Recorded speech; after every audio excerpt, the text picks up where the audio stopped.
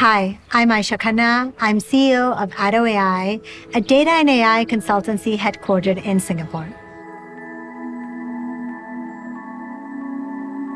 Well, the first thing that Singapore did was have a national AI strategy, and that outlined a couple of very important things. One was how you're going to empower all the corporations with practical use cases, and that included inviting very well-known startups that are doing cutting-edge research like OpenAI to open their offices there. The second was how do you empower the talent? And that means starting a lot of programs in AI, even starting something for primary school students, which will start next year. And then finally, to have an ethical and governance framework that allows you to use AI, but under a risk mitigation strategy. The public-private corporation in Singapore is fundamental to its AI evolution as an AI-enabled leading economy. So for example, you have big banks like DBS, one of the largest banks in the country.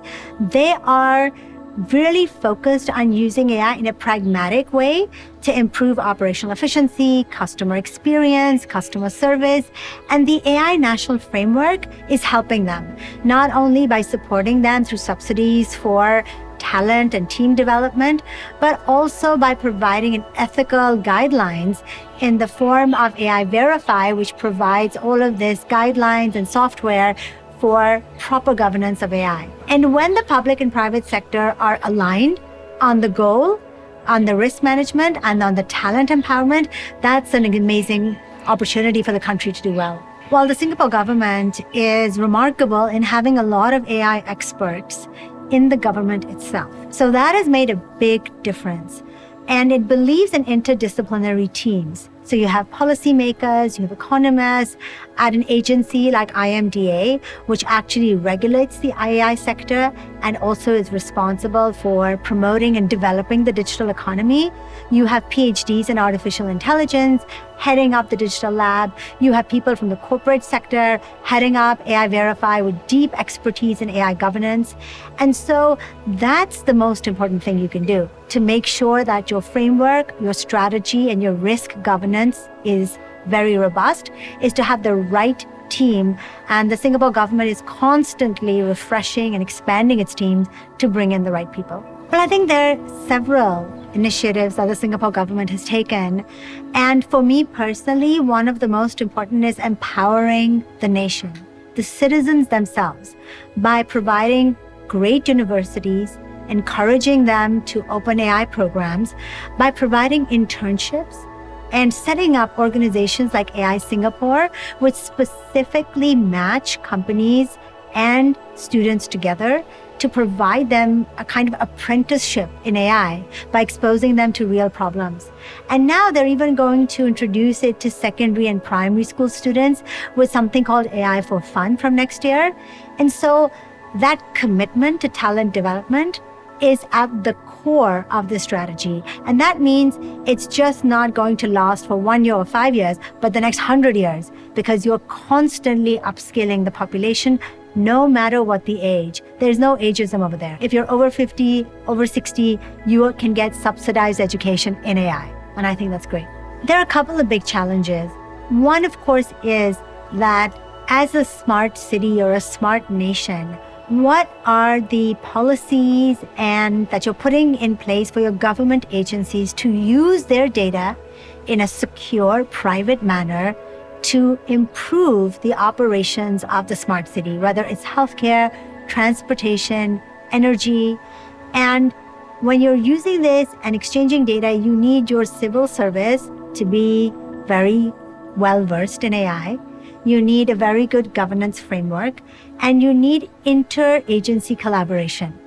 Now, that is not very easy in very large countries, but in smaller countries, such as New Zealand, Estonia, Singapore, that is something that they should be able to do pretty fast and immediately see benefits of it.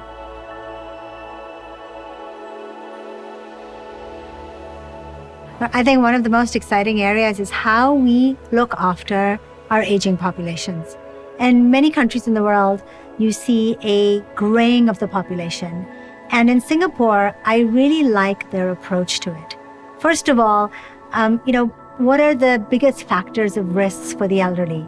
It's injuries in the home. So Singapore provides public housing, which is outfitted with sensors and videos and panic buttons, where if they slip or get injured, they can get immediate help. But they also are at risk of loneliness and depression. And so entirely new public housing is coming up that are like kampangs, which is like villages, communal villages, where you have not only medical centers and senior citizen enabled housing and apartments, but you also have areas where you can have cinemas, you can have shops, you can even have childcare centers. And so the idea is not to isolate them, but to use technology to create a green, harmonious place where all citizens can interact with each other and lead more happier lives. And that's the key for anything that one does. You have to start with empathy, then go with equity, and then make sure it has ethics in it. And those are the three pillars that make any smart city application successful. One of the areas where I think that AI is going to be transformative for any city is education. I think that a lot of us happen to be where we are, maybe some of the viewers right now and us who are on this video, because we were born in the right place at the right time, and that's just luck. But for many people who didn't get access to good education, then they don't get access after that to good jobs, and that means their social mobility and ability to take care of themselves and their families is limited. But with artificial intelligence, all of us can have a personalized AI tutor that provides us the skills we need at the level we need and helps us really thrive and amplify our own potential. And so if we do this for every country in the world and every city in the world, what we see is the underprivileged will not remain underprivileged. In fact, they will become equal and have equal opportunity to thrive, to get great jobs, to get better health care through AI assistant nurses, for example, so they don't have chronic diseases. When we begin to think of it as a way to reduce the divide that we have in many countries, I think that's the most exciting application of AI in any country.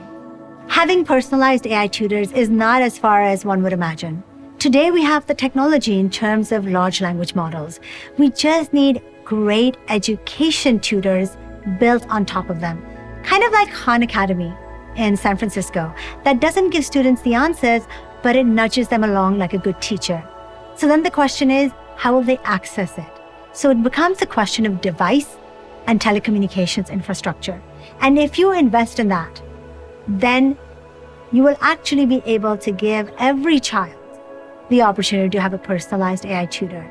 And we see this already in India, where you can have a generative AI chatbot with Sarvam AI, for example, for less than a penny a minute. And so this is a game changer in every country. The interesting thing about AI is that it requires a lot of power, computational power, which means we'll have more data centers than ever before. And we're already witnessing a huge boom in data centers. Some people say that 2% of global electricity or 25% of the electricity in the United States will be consumed by AI. Now, that's not sustainable. We need to have a green data center roadmap. In fact, Singapore has a national green data center roadmap also. And there are many options for this. One is that you can use nuclear-powered reactors, and a lot of large companies like Amazon and Microsoft are investing in them for clean energy. Another is to use coolants to put the servers in so that they don't heat and have a lot of CO2 emissions. And then, of course, you can take the heat exhaust and you can reuse it to heat up homes in the cold, as they're doing in Europe. So green data centers are the way to have sustainable AI applied to all the services in a city. There are many ethical challenges when you're applying AI, and data governance is a big part of it. First of all is, of course, data privacy and having the right cybersecurity so that no one can hack into your data and hold it for ransomware, for example, as we're seeing happening in the West and everywhere by hackers. The second is the AI itself can be hacked by poisoning the data that goes inside it, so it would give the wrong answers. It can also be biased because it is taking the biases that already exist in society and perpetuating them again. So there are metrics and ways for having better cybersecurity, having better ways to reduce data bias, and to be able to train the AI in such a way so that it does not make mistakes such as hallucinations when it gives the wrong answer. And there are good ways to map, measure, and manage such risks. The city needs a holistic AI risk management framework. And there are great examples for this, including the one from Singapore. A lot of the work that I do is about working with corporate leaders or government leaders to help them make an AI strategy roadmap. And that means you have to get people together and focus on the vision for that city, whether it is about their economic roadmap, their sustainability roadmap, their talent development roadmap, or human capital roadmap, and then to use that as an anchor and then reverse engineer into the AI that can support that. And that kind of facilitation between government data agencies and government agencies is very important when you want to create an AI roadmap. So I would encourage all the government agencies in New Zealand to come together and brainstorm about their citizen, economic, and sustainability goals. And then to reverse engineer from that, to think about what are the AI solutions they need to facilitate that. Because AI is not the end. Actually, improving the life of citizens is. I was inspired to start my nonprofit, 21st Century Girls, that I ran for 10 years in Singapore to empower girls because I felt there was a cultural bias against women in STEM and in computer science. And since then, in the last 10 years, with partnerships from Google, the government, PayPal, Visa, we've managed to teach thousands of girls the basics of AI and the basics of coding. And now my next mission is Amplify, which is an education platform for mid-career women. Because women, for some reason, they go into computer science, but then they stop and move industries. This is known as the broken rung on the ladder. And I want to fix this because as women, we go through many different phases of our life and we need support and we need the coaching and the digital skills to thrive in this next era. The most serious challenges that women face in AI are three.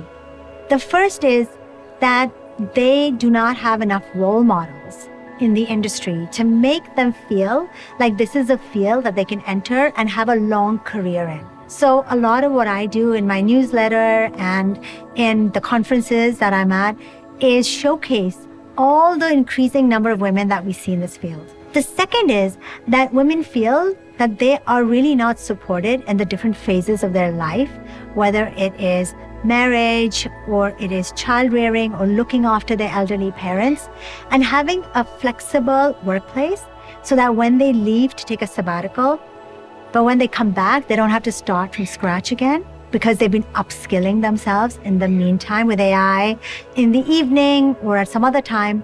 We really need that. And the third thing is confidence. They lack the confidence because, frankly speaking, they have not invested in the skills enough. And I don't think that we can, as women, always think that it's somebody else's fault. I believe that if we have the courses, we pursue it, we will build that muscle and we will thrive and accelerate our careers. And that's why we need more education options tailored for women.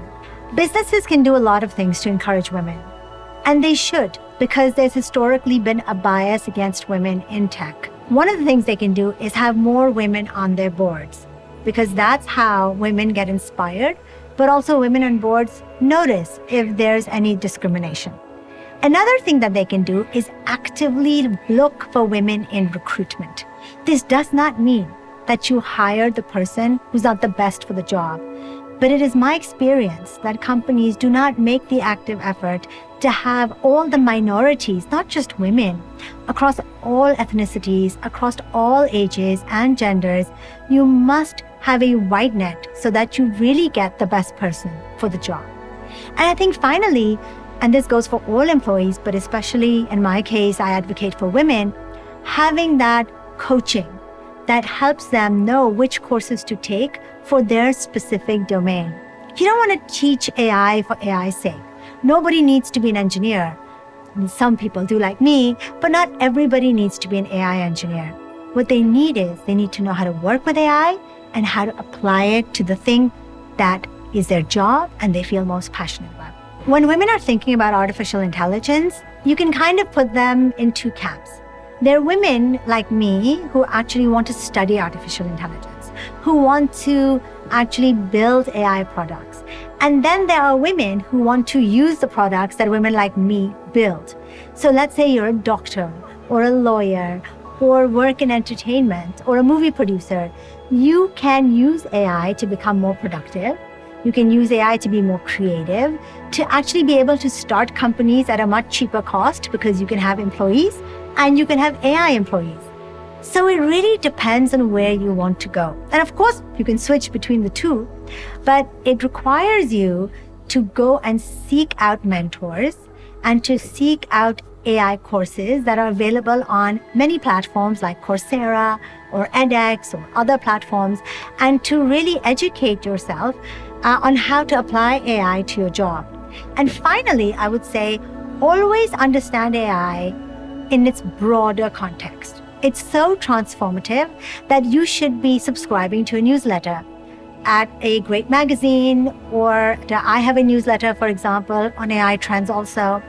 And that gets you in the rhythm of knowing how it's applied to any startup, any government agency, and you understand that the purpose of AI is for problem solving. My vision for the future of AI is a world where everybody has access to this transformative technology and is able to use it to educate themselves, to get better healthcare, and to get the jobs that make them happy and that they're good at. But on the other hand, I also know and want governments to have the right regulation and guidelines so that people cannot be manipulated, AI algorithms don't hallucinate, and AI is not biased. You can't have any conversation about AI without having a conversation about its risk management. So that's the ideal future, where you can amplify your potential with it and you're constantly mitigating the risk.